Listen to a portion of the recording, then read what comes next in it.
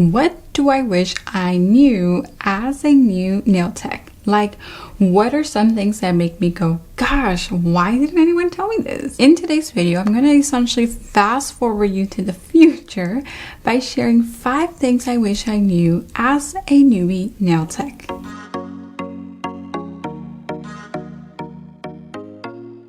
Hey there and welcome back, and if you are new here, welcome. My name is Paola of PaolaPonceNails.com, and I help current and aspiring nail techs master all of their gel nail services using soft gel only. If this sounds like a niche you'd like to consider exploring, then at the end of this video, do consider subscribing. Now, before we get started, I want to personally invite you to our next Japanese gel nail certification happening in about 6 weeks' time.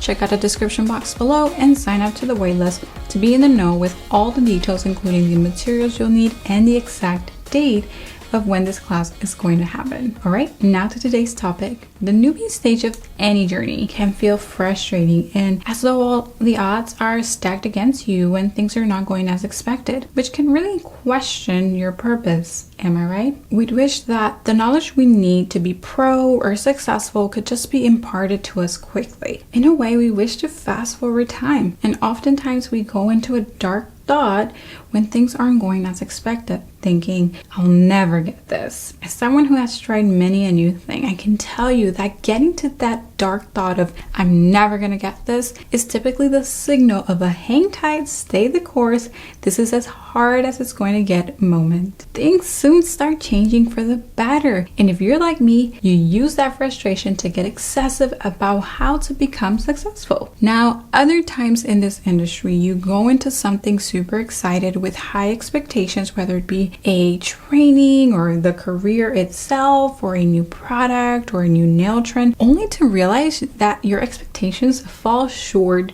to be met. And so that is why I wanted to write to you today and create this video, because as in everything I do for you, I want to fast forward your nail journey to eliminate as many costly and hurtful mistakes, but also help you go into this industry with more solid expectations so that you don't end up disappointed. Let's get into our 5 I wish I knews. Number 1, I wish I knew nail school was not going to be this amazing experience where you're caught up with all the latest and trendiest things currently happening in the nail industry. That's Instagram.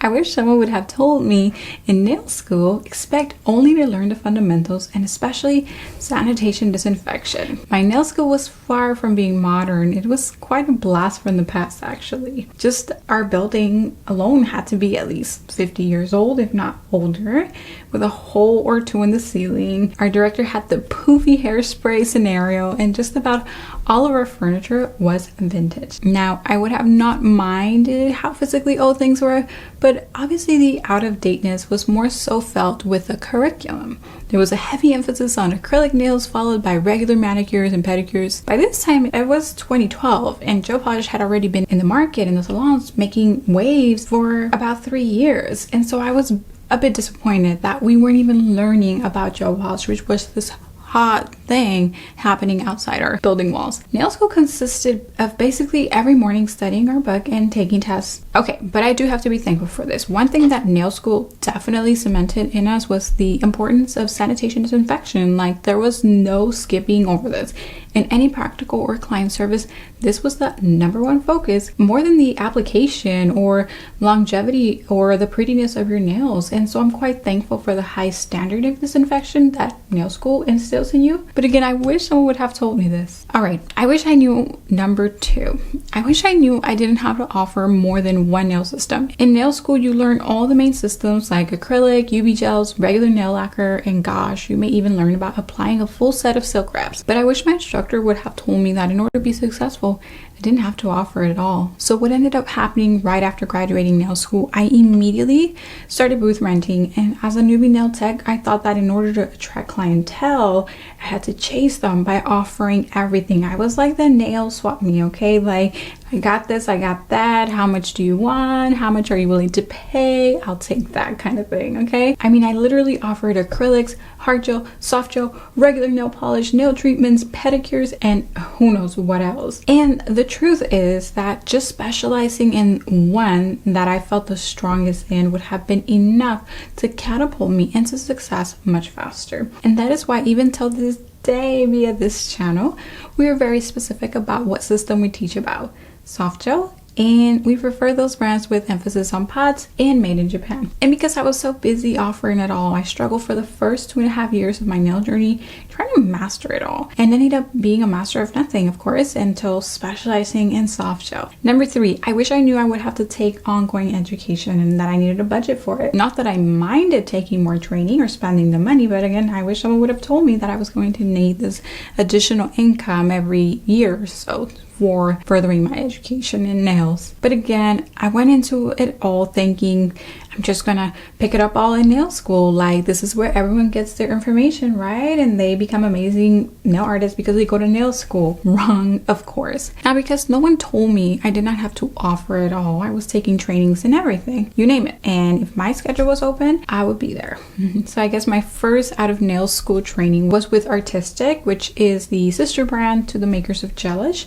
And this class indeed was amazing, but jam-packed, a little too packed, because everything was taught from acrylic to hard gel to belter in a bottle to gel colors and nail art. I loved it, but because no one told me I didn't have to offer it all, after this class I left ready to offer it all and then some. So eventually, as some of you may know, I started to run into problems, nails lifting, popping off, and simply not feeling like a master at anything. And so I started investing into a whole new system of nails. Can any of you guess what the system was? Yes, soft gel, soft potted gel, and later even more niche, Japanese gel.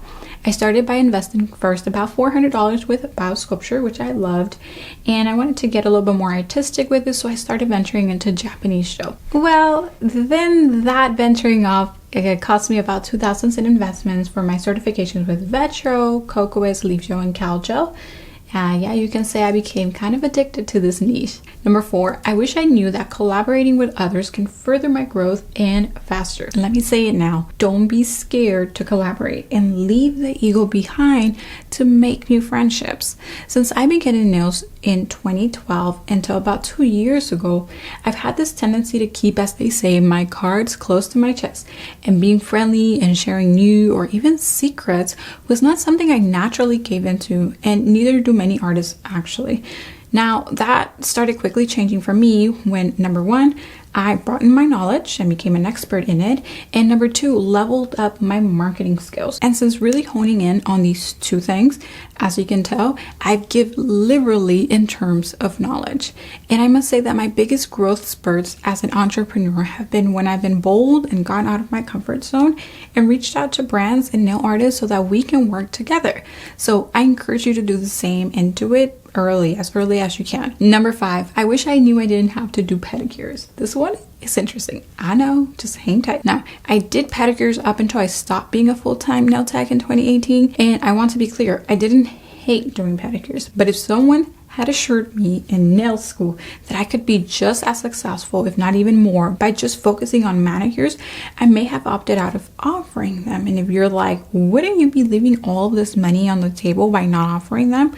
And the answer is a resounding no. You see, the more specialized and amazing you are at what you do, the more money you can make from it. It can be manicures alone, it can be pedicures alone, or it can be a combination of both, but you gotta be strategic and specific about what you offer. Adding pedicures to your service menu should only happen if you really want to do them.